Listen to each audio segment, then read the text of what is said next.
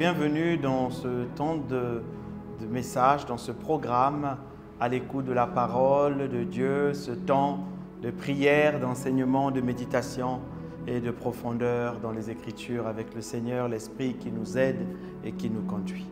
Alors sans plus tarder, on va incliner la tête. Nous allons prier et recommander ce temps entre les mains du Seigneur. Tendre Père, Dieu trois fois saint, tout-puissant, notre Papa, tant aimé, nous te louons, nous t'adorons, nous t'exaltons et nous te magnifions, car il n'y a pas deux comme toi, tu es le seul, tu es l'unique et tu es le vrai Dieu. Depuis le début de cette journée, tu nous as donné la vie ce matin et nous te rendons encore grâce. Nous te bénissons, Seigneur Père, pour tout ce que tu fais pour nous, pour ta parole que tu envoies et qui ne nous fait pas défaut. Merci Seigneur pour les vérités que tu me donnes de nous et tu nous éclaires. Aide-nous et soutiens-nous, Papa. Voilà pourquoi nous avons besoin encore aujourd'hui de ton esprit pour porter toutes choses, pour nous enseigner, pour nous parler. Que tout ce qui est de l'homme et de la chair se taise et que ce qui est de Christ demeure. Merci Seigneur, dans le nom de Jésus, nous avons prié. Amen. Alors que Dieu vous bénisse encore. Je rends grâce à Dieu pour vos vies. Nous sommes encore dans la joie de vous retrouver en cette matinée, après-midi ou soirée, en fonction de là où vous nous suivez, en direct ou en rediffusé. Nous bénissons le Seigneur pour vos vies. Nous rendons grâce à Dieu pour ce qu'il fait pour vous. Nous rendons grâce à Dieu de ce qu'il fait pour nous et nous sommes heureux d'être encore là avec vous. Amen. Bénissons aussi les pères dans la foi, tous les papas, les parents dans la foi qui travaillent dans les églises, pour les pasteurs qui œuvrent. Nous rendons grâce à Dieu pour leur vie, car c'est dans la main de l'association que nous faisons ensemble ce programme afin de nous emmener, de nous aider à mieux comprendre Dieu, à mieux connaître Dieu. Je rends grâce à Dieu aussi pour toutes les personnes qui travaillent à la réalisation de ce programme. Elles sont nombreuses et je bénis Dieu pour leur vie et le Seigneur seul sera leur rémunérateur.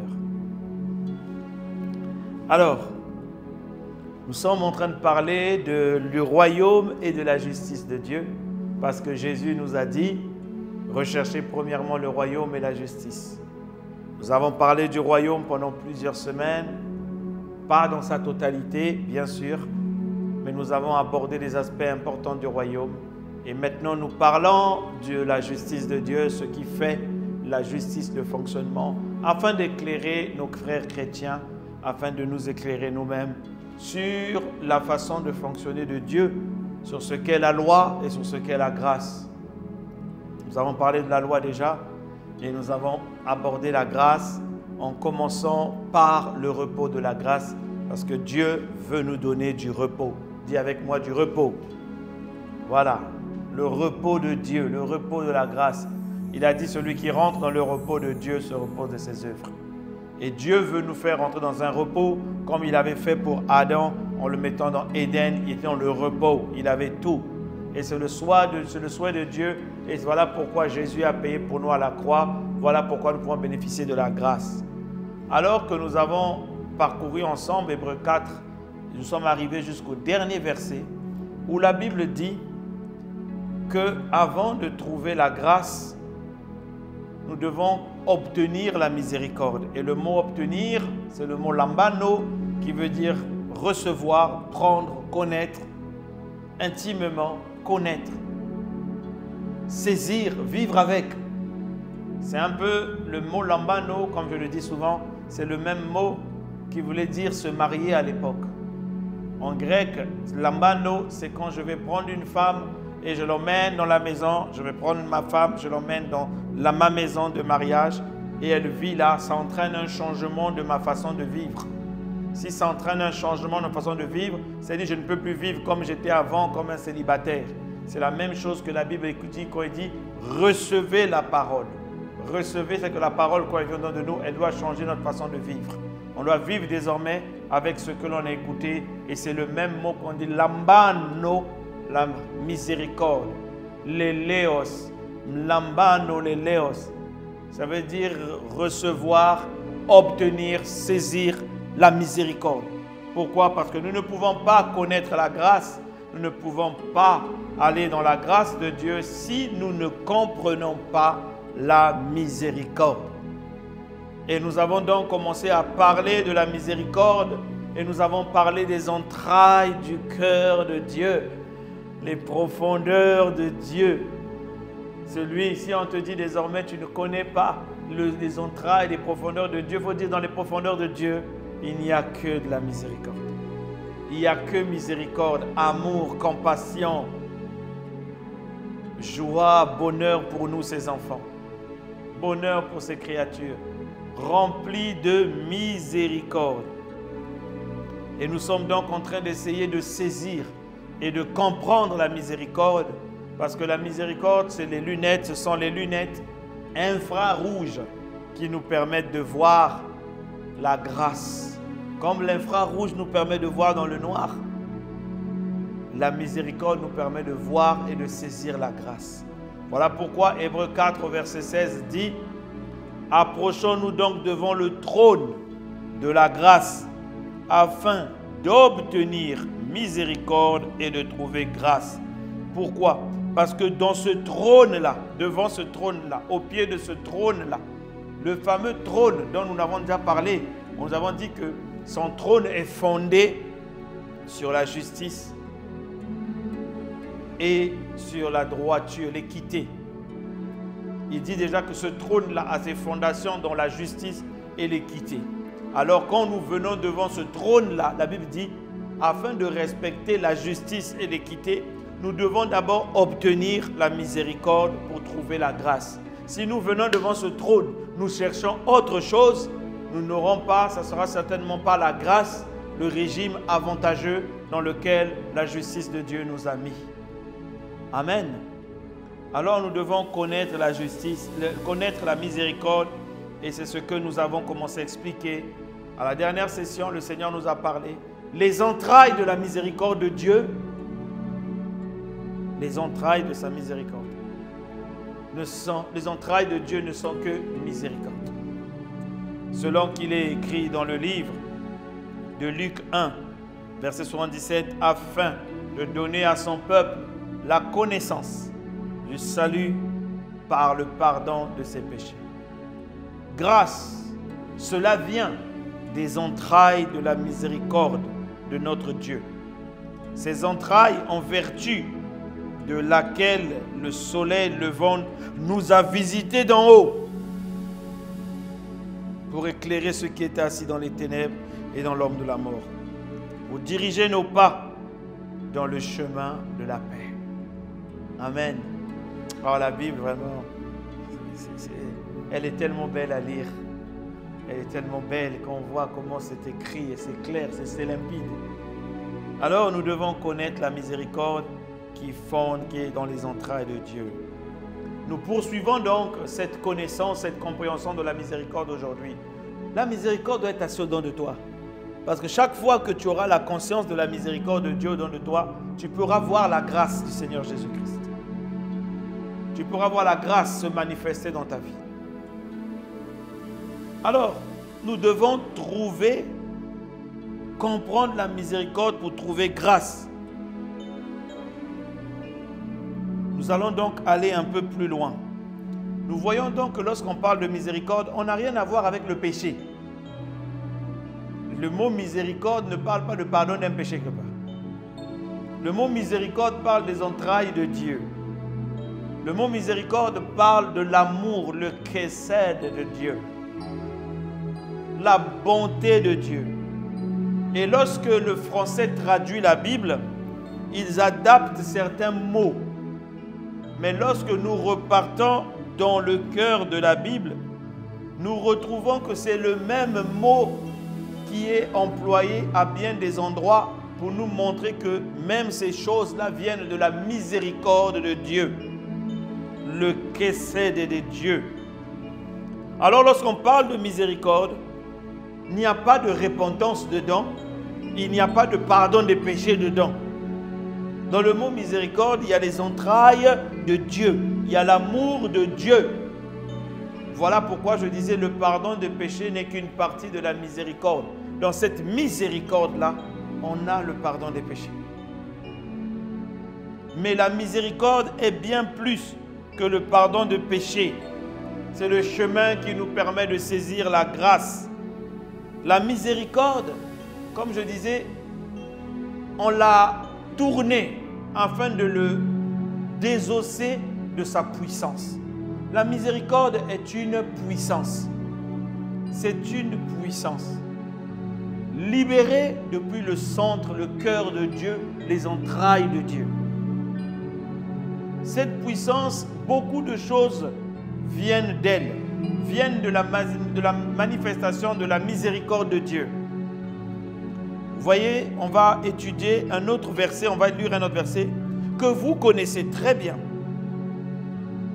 La Bible dit, Lamentation de Jérémie 3, versets 22 à 23. Je vais lire dans la version Louis II. Louis II dit, voici ce que je veux repasser dans mon cœur, ce qui me donnera de l'espérance. Vous voyez, il dit, il y a quelque chose qui va donner de l'espérance. C'est quoi? Il dit, les bontés de l'Éternel ne sont pas épuisées. Ses compassions ne sont pas à leur terme. Elles se renouvellent chaque matin. Oh, que ta fidélité est grande. Lorsque nous lisons la version King James en français, KJF, la version King James Version en français, la Bible dit, il remet les bons mots. Parce qu'à l'intérieur de cette phrase, vous voyez qu'on vient de lire ce verset, il n'y avait pas le mot miséricorde. Mais quand on vient dans l'hébreu, c'est bien les mots miséricorde qui sont positionnés. Alors la Bible dit, King James Version, le verset 21 à 23,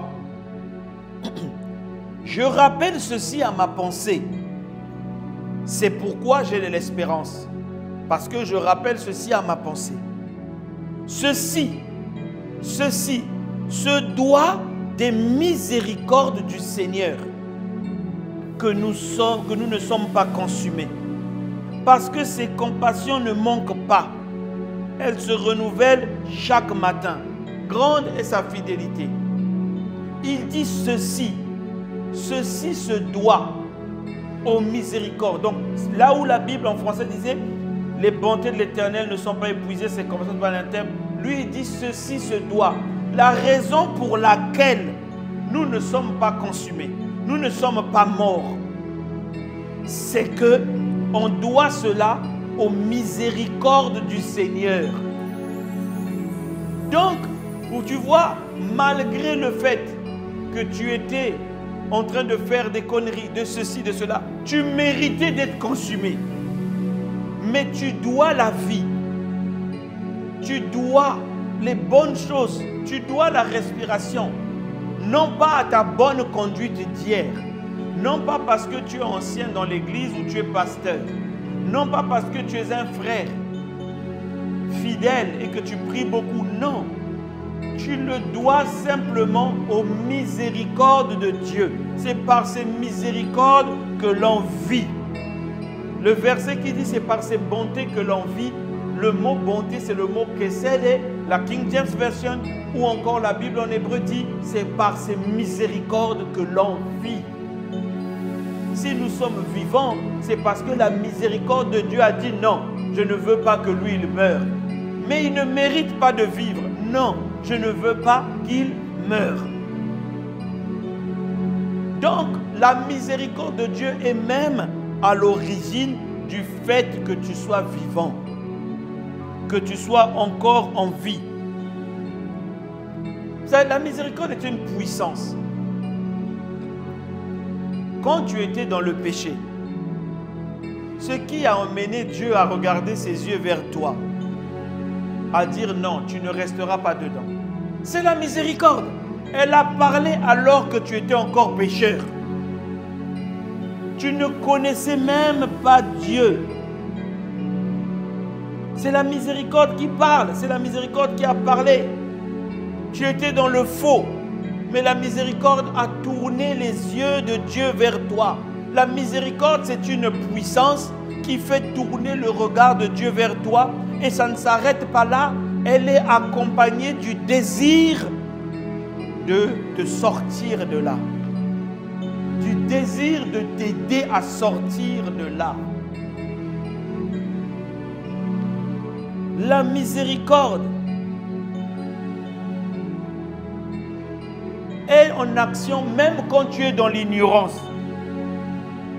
Tu sais, il y a des moments où tu ne sais pas quel choix faire. Tu ne sais pas si je dois choisir ça, si je dois prendre ce chemin ou pas, si je dois faire ce deal avec cette personne ou pas. Là, tu n'as pas besoin de la grâce. Là, ce qui parle, c'est la miséricorde. C'est par sa miséricorde qui te ramène sur le bon chemin. La grâce est une faveur imméritée. C'est-à-dire que tu méritais de perdre. Mais Dieu te donne beaucoup plus que tu ne mérites. Quelqu'un a dit, la miséricorde, c'est quand Dieu ne nous impute pas nos fautes. Il devait nous cogner, mais il ne nous cogne pas. La grâce, c'est quand Dieu nous donne ce que l'on ne mérite pas. C'est-à-dire que tu sais que tu n'as pas le droit, tu n'as pas mérité ça, mais Dieu te donne. Là, c'est la grâce. Alors, au début de ça, il y a d'abord la miséricorde. Quand tu ne sais pas, ah Seigneur, peut-être que je vais me tromper, peut-être que je... Là, c'est la puissance de la miséricorde que tu dois invoquer. La miséricorde est une puissance qui vient t'aider,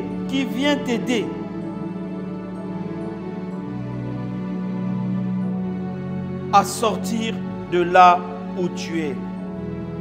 Et le Seigneur y tient. Le Seigneur tient à ce qu'on comprenne sa miséricorde. Le Seigneur tient à ce que tu comprennes sa miséricorde. Vous voyez, Jésus a été interpellé.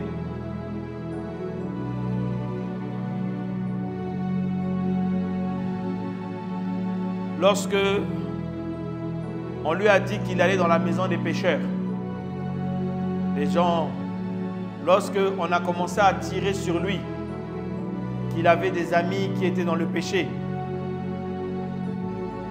le Seigneur dit, la Bible dit dans Matthieu 9, verset 13, « Allez et apprenez ce que signifie « Je prends plaisir à la miséricorde et non au sacrifice. Car je ne suis pas venu appeler des justes, mais des pécheurs. Allez et apprenez ce qui signifie je prends plaisir à la miséricorde et non au sacrifice. » Nous devons apprendre que Dieu a plus de plaisir à faire miséricorde. Plus que lorsque tu lui offres des sacrifices. Plus que lorsque tu te sacrifies. Plus que lorsque tu jeûnes, tu pries, tu te roules par terre, tu te prives. Plus que ça, il prend plaisir à la miséricorde. Il dit, voilà pourquoi je ne suis pas venu pour appeler les justes. Si vous pensez que vous êtes déjà juste, vous n'avez plus besoin de la miséricorde de Dieu. Mais quand vous pensez que Seigneur, je ne mérite pas, j'ai besoin de ton aide et de ton soutien, là vous êtes éligible à la miséricorde et vous allez voir la grâce. Tu dois comprendre que tout Dieu, tout en toi Dieu,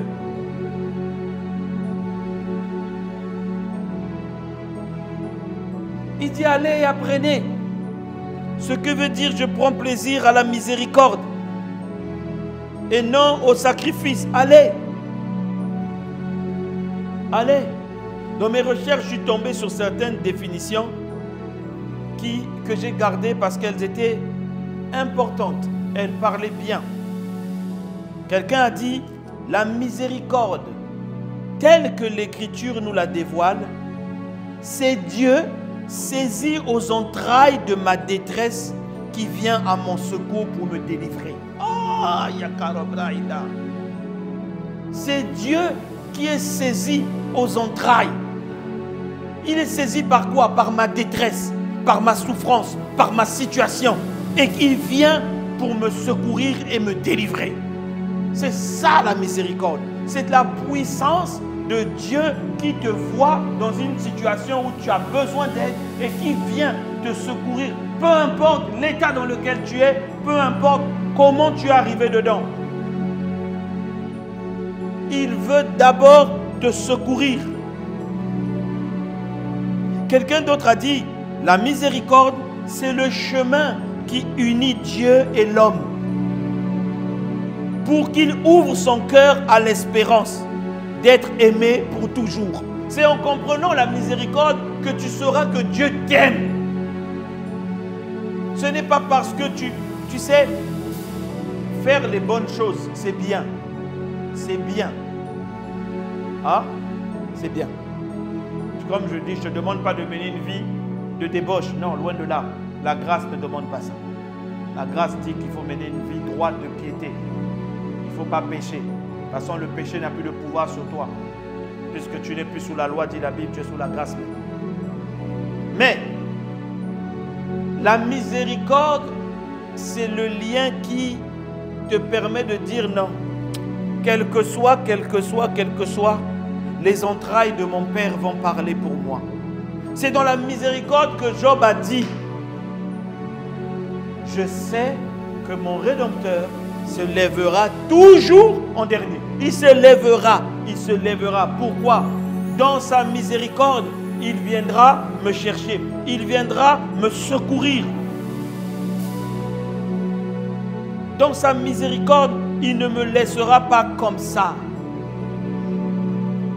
Quand je méditais dessus, le Seigneur m'a donné un petit jeu de mots.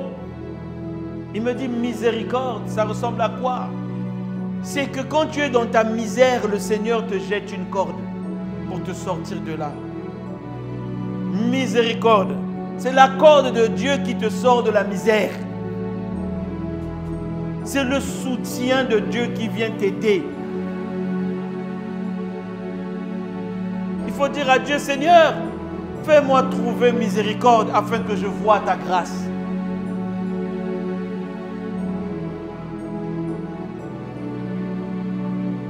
C'est la puissance qui permet à Dieu de venir t'aider. Regardez. Abraham envoie son serviteur pour choisir une femme à son fils Isaac. Cette femme qui s'appellera Rebecca. Il envoie son serviteur. Son serviteur ne connaît pas le village. Il ne connaît pas, il ne connaît pas. Il ne sait même pas comment trouver une femme. Une bonne femme qui va plaire à Isaac. Isaac n'est même pas là. Isaac n'est même pas là. Et le serviteur ancien, celui qui va trouver et préparer la femme d'Isaac, dans la prophétie, c'est le Saint-Esprit qui vient préparer l'Église, l'épouse de Christ. Christ, le Fils tant aimé et bien-aimé. L'Église, c'est nous. Donc, dans la prophétie, là, la Bible dit, lorsqu'il a trouvé la femme, Genèse 24, verset 27, la Bible dit, « Béni soit l'Éternel, le Dieu de mon Seigneur Abraham, qui n'a pas renoncé à sa miséricorde et à sa fidélité envers mon Seigneur. Moi-même, l'Éternel m'a conduit à la maison des frères de mon Seigneur. » Ça veut dire qu'il dit, s'il est arrivé à être conduit dans la mission, réussir la mission, il dit, c'est à cause de la miséricorde de Dieu envers Abraham. Donc même là où Abraham n'était pas, la miséricorde de Dieu qui a vu que Abraham cherchait une bonne femme pour son fils, cette miséricorde est venue aider le serviteur pour trouver la bonne femme. Par la miséricorde de Dieu, tu vas trouver les réponses. Tu vas trouver ton mari, tu trouveras ta femme au nom de Jésus-Christ. Il dit la miséricorde de Dieu, c'est une puissance qui conduit. C'est une puissance qui conduit. Exode 15, verset 13. La Bible dit, par ta miséricorde, tu as conduit tu as délivré ce peuple. Par ta puissance, tu le diriges vers la demeure de ta sainteté. Exode 15, verset 13. Il dit, c'est par la miséricorde que tu conduis. C'est parce que Dieu a pitié de toi qui te conduit. C'est parce qu'il a pitié de toi qui dit au Saint-Esprit, conduis-le, conduis-le, conduis-le. Il ne sait pas où il va, conduis-le. C'est la miséricorde de Dieu qui est cette puissance qui vient nous aider et qui vient nous conduire. C'est la miséricorde de Dieu. C'est la miséricorde de Dieu qui te donne des solutions aux problèmes qui te gangrènent, qui te bloquent depuis longtemps. Les choses qui font que les gens se moquent de toi. C'est la miséricorde de Dieu qui vient te sortir de là. C'est la miséricorde qui te fait sortir du trou là où tu es. Ou là où tu étais. Dans une situation difficile de moquerie, on se moque de toi, on tire de toi. C'est là où tu dois dire miséricorde, Seigneur. Miséricorde. Oh, papa, miséricorde. Quand tu entends ce qu'on raconte de toi, quand tu entends les calomnies, tu dois dire simplement miséricorde. Miséricorde. Miséricorde. C'est la puissance de Dieu qui va se libérer pour venir te faire justice. Miséricorde. Tu entends les moqueries, tu dis miséricorde. Pourquoi? La Bible dit, vous savez, Élisabeth, elle n'avait pas d'enfant. Élisabeth, la cousine de Marie, je crois, n'avait pas d'enfant. Le village se moquait d'elle. Mais lorsque Élisabeth a eu Jean, devenu Jean le Baptiste, un grand prophète de Dieu, la Bible déclare dans Luc 57, verset 28, écoutez bien, le temps où Élisabeth devait accoucher arriva et elle enfanta un fils. Ses voisins et ses parents apprirent que le Seigneur avait fait éclater envers elle sa miséricorde. Et ils se réjouirent avec elle. La stérile a enfanté. Qu'est-ce qui a fait? La miséricorde de Dieu a éclaté. Que la miséricorde de Dieu éclate dans ta vie au nom de Jésus-Christ. Que les portes qui étaient fermées s'ouvrent au nom de Jésus-Christ à cause de la miséricorde de Dieu. Que tes voisins, que tes voisines, que ta famille apprennent que Dieu a éclaté sa miséricorde sur toi au nom de Jésus-Christ. La Bible dit, il a éclaté sa miséricorde. Éclaté sa miséricorde. Vous voyez, c'est comme ça que tu dois prier. Devant une situation qui t'embête, qui te tracasse, dis Seigneur, fais éclater ta miséricorde. Là, ce n'est pas la grâce encore. Mais quand Dieu va éclater sa miséricorde, tu enfantes, tu diras quoi? Dieu m'a fait grâce et j'ai eu un enfant. Mais ce qui est venu débloquer tes entrailles pour te rendre enceinte, capable de concevoir, c'est la miséricorde de Dieu. Que le Seigneur fasse éclater la miséricorde dans ta vie. Comprendre la miséricorde de Dieu, le cœur d'amour de Dieu, te change ton regard sur Dieu, te change ton regard sur les hommes, te change ton regard. La compréhension de la miséricorde t'enlève même la jalousie. Parce que quand tu vois l'autre, la Bible dit tu te réjouis. Parce que tu comprends que c'est Dieu qui a fait éclater sa miséricorde envers cette personne. Nous allons nous arrêter là pour aujourd'hui. Tu as besoin de saisir cette miséricorde. Approchons-nous devant le trône de la grâce afin d'obtenir miséricorde et de trouver grâce. Tu as besoin de l'attraper, cette miséricorde, de confesser la miséricorde de Dieu dans ta vie. Seigneur, merci. Parce que tu éclaires mon frère et ma soeur. sur la puissance de ta miséricorde. Toi qui es le seul miséricordieux, bon et fidèle, d'éternité en éternité avec nous, tes enfants. Tu l'as été dans l'Ancien Testament et tu l'es encore bien plus avec nous aujourd'hui. Merci pour ta miséricorde que tu es en train de nous enseigner et pour les écailles qui tombent des cieux. Selon qu'il est écrit, il tombait comme des écailles des yeux de Paul. Seigneur, merci pour ta lumière qui nous éclaire sur la puissance de ta miséricorde qui nous ramène au cœur de Dieu, au cœur, au battement de Dieu, au battement, à la compréhension de sa miséricorde. Merci Seigneur, que toute la gloire soit pour Jésus. Nous avons ainsi prié au nom de Jésus. Vous qui êtes là, qui n'avez pas encore donné votre vie au Seigneur, ne partez pas tout de suite. Restez avec nous. Faites la prière du salut.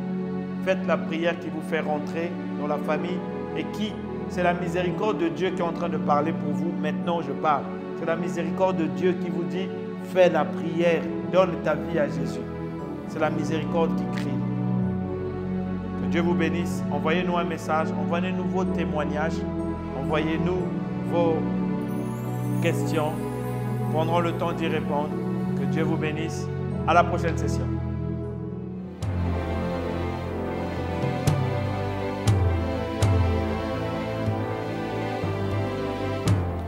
Ô Seigneur Dieu, je crois en ton Fils Jésus-Christ. Je crois qu'il est mort pour moi et que Dieu l'a ressuscité d'entre les morts. Je confesse de ma bouche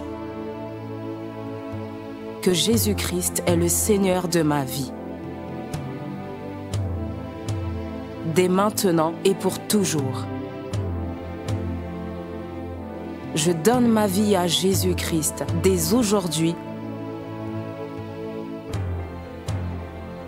et j'ouvre mon cœur par la foi et reçois le salut.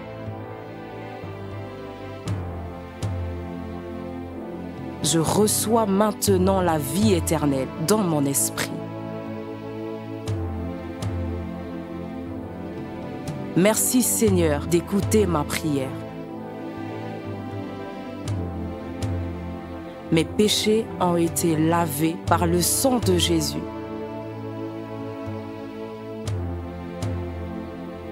Christ vit maintenant en moi. Et je suis libre.